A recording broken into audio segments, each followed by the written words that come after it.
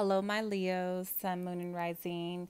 And thank you again for joining me for your March 2018 love reading. I do apologize. I did shuffle and lay out your cards live on camera. However, I did have some technical difficulties, so I'm not about to reshuffle and lay out the cards again. Plus, you guys had some jumpers. You guys had heart-to-heart conversations jump out, as well as worth waiting for. So I'm just going to go ahead and go with that. Obviously, that was a message from the guides that you needed to hear. Also, I wanted to say that on March 1st, we have a full moon in Virgo, which will be affecting your second house of resources and income, Leos. And this applies to my Leos, Sun, Moon, and Rising, and your Venus. So apply it wherever you may. Also, for those of you who are interested in an extended version of this reading, it will be available in a link below in the description box as well as the comment section. Okay, so that will be available on Vimeo for those of you who are interested.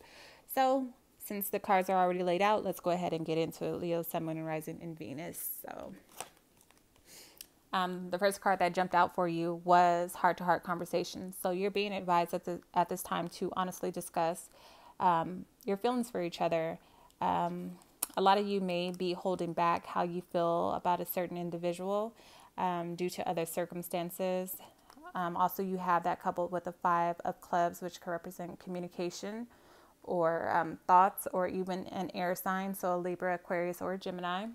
So a lot of you are experiencing a lot of physical activity at this time or unexpected changes, which is causing you to feel restless about the situation. And there's something that you feel like you need to express to this other individual or vice versa. Because of these unexpected changes, you're being advised to get a move on something. It's possible that some of you may have recently transitioned from one job to the next, or you may even be starting your own business, or you may be moving up in a job. It's possible that you took a new position. But there's something that you need to get off your chest or that you need to express to this person that you are in a relationship with or getting to know. For those of you who don't officially have a relationship or a title, that may change. Five represents changes. So there could be a change in this situation once somebody expresses honestly how they feel about one another, okay? Next up, we have worth waiting for. Divine timing is at work in your love life. You have that coupled with the Six of Spades, which could represent a Capricorn, a Taurus, or a Virgo.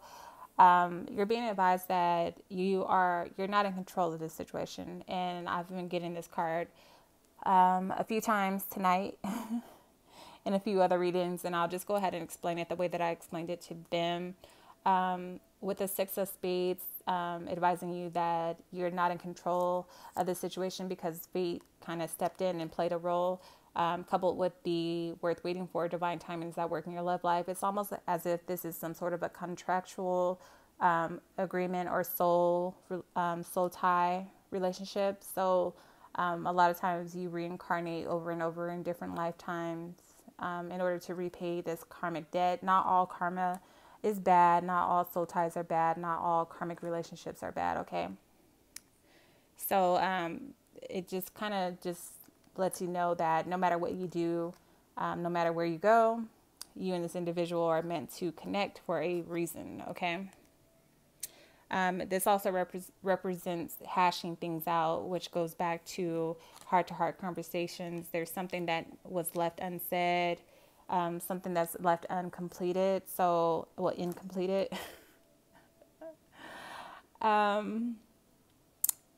But it also could represent decluttering. So for those of you who have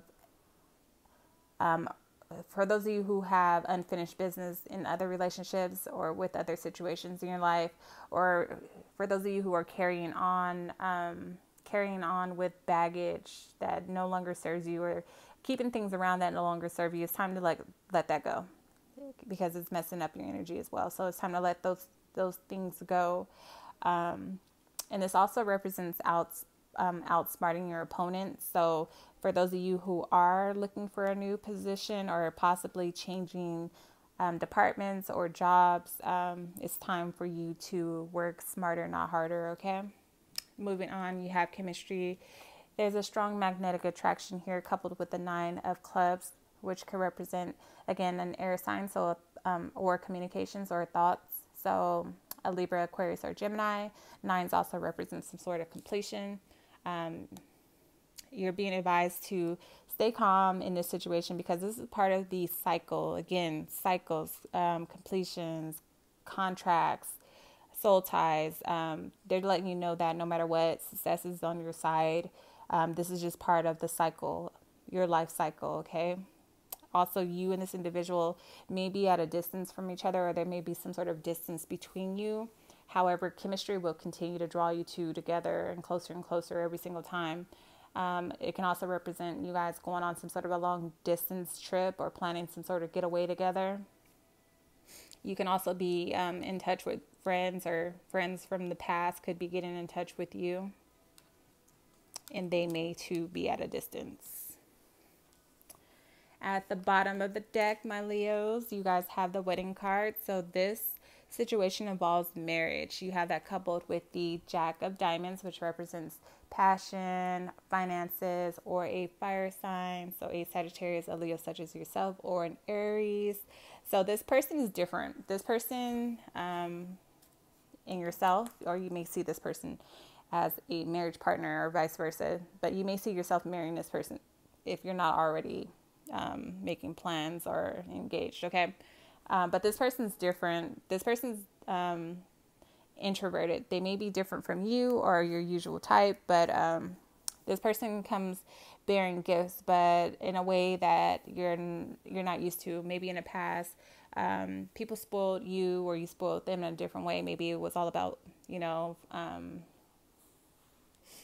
the financial side of things, more extravagant gifts and things of that nature.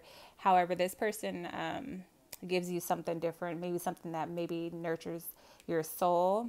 So maybe they come bearing spiritual gifts or knowledge, okay? This person's an overall good person. If they're in school, they're a great student. They love to learn.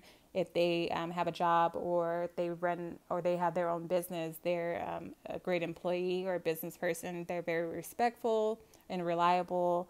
And they're just like a take charge type of person, although they are very introverted. And they may appear to be younger than what they are, or they could also be a bit more immature in some aspects. Let's go ahead and pull a numerology card for you as well, Leos. And we have 63, parenting. So this can actually represent some of you who are looking to become parents or who have children. This person will be, or they are a good addition to your household in regards to the way that they nurture. If you don't have kids or you don't plan on having kids, it just could represent that this person is very nurturing in other ways. Again, they could nurture your soul. They could just be very kind, very giving, very knowledgeable in that way, okay? Just nurturing, okay? And then 6 plus 3, we have 9. So there's some sort of a completion there as well. Okay, so that pretty much wraps up this portion of your March 2018 love reading for my Leos. I know it's pretty short, but I already had your cards laid out. For those of you who want a more in-depth look at this reading, I will be doing that over on Vimeo, so you can go ahead and click on the link if you are interested. For the rest of you, thank you so much for joining me for your March 2018 love reading. I appreciate you all so much. For everybody else, I will see you over on Vimeo. Until next time.